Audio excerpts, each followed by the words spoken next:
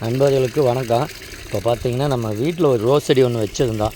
இது பார்த்திங்கன்னா ரொம்ப வெள்ளை அடித்து மஞ்சள் அடித்து சத்து பற்றாக்குறையினால் பார்த்திங்கன்னா காயிற ஸ்டேஜுக்கு போயிடுச்சு. சரி, இதுக்கு ஒரு சாம்பிள் பார்ப்போமே அப்படின்ட்டு நம்ம என்ன பண்ணோம்னா, நம்ம சாணப்பாசி கரைசல் எடுத்துகிட்டு வந்து ஒரு 2 லிட்டரு தண்ணியில் கலந்து ஊற்றி விட்டு, சரி நம்ம ஹியூமிக்கு கொடுப்போம். ஏன்னா ஹியூமிக்கு தான் அந்த செடிக்கு என்ன சத்து தேவை அப்படிங்கிறத கொடுக்கும். ஏன்னா அதிகமான சத்து இருந்தாலும் தேக்கி வைக்க, சத்து தேவைங்கிறதையும் எடுத்து கொடுக்கும். நம்ம அனுபவத்தில் பார்த்தாச்சு அப்படின்ட்டு ஹியூமிக் ஒரு டைம் போட்டுவிட்டோம். இப்போ மறுபடியும் வந்து பார்க்க முடியும், நல்லா வர முடியுதான். இப்போ மறுபடியும் 2வது டைம் சாணப்பாசி ஊற்றி விட்டாச்சு. சரி, எதுக்கு இன்னொரு வீடியோ ஒன்று எடுப்போம், நம்ம மக்களுக்கு ஒரு விழிப்புணர்வாக இருக்கட்டும். ஏன்னா இதெல்லாம் அவங்களே செஞ்சு பார்த்துக்கலாம், செலவு கிடையாது. அனைத்து விதமான பயிருக்கு இதே தான். இப்போ பார்த்திங்கன்னா ஹியூமிக்கு சும்மா நம்ம ஒரு கைப்பிடியை எடுத்துக்கிட்டு வந்து ஒரு 50 லிட்ரு கொஞ்சம் கம்மியாக பிடிக்கும் அந்த பக்கெட்டில் போட்டு, இப்போ நம்ம ஹியூமிக்கு பார்த்திங்களா எவ்வளோ ஒரிஜினலாக இருக்கணும். ஒரு சும்மா அந்த காற்றடிச்சதில் வெளியில் விழுந்தது தான். அதுவே பாருங்கள் எவ்வளோ திக்காக இருக்குன்ட்டு. இது 100% ஹியூமிக்கு மிக்சிங் இல்லாதது. அதுக்காகத்தான் நம்ம உங்களுக்கு இப்போ காட்டுனது. இதை வந்து நம்ம அப்படியே கரைச்சி விட்டாச்சு.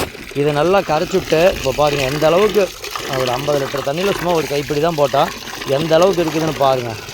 கருன்னு இது வந்து பார்த்திங்கன்னா ஒரு 25 சென்ட்டுக்கு 1 கிலோ குறைஞ்சபட்சம் நல்ல மண்ணாக இருந்ததுனாவே நமக்கு மண் நல்லா இருக்குது அப்படிங்கிலேயே 1 கிலோ கொடுக்கலாம். ஒரு ஏக்கருக்கு குறைஞ்சபட்சம் 4 கிலோ, அதிகபட்சம் பார்த்திங்கன்னா 10 கிலோ வரைக்குமே கொடுக்கலாம். நீங்கள் ஒவ்வொரு டைமும் ஃபோன் பண்ணி கேட்டீங்க.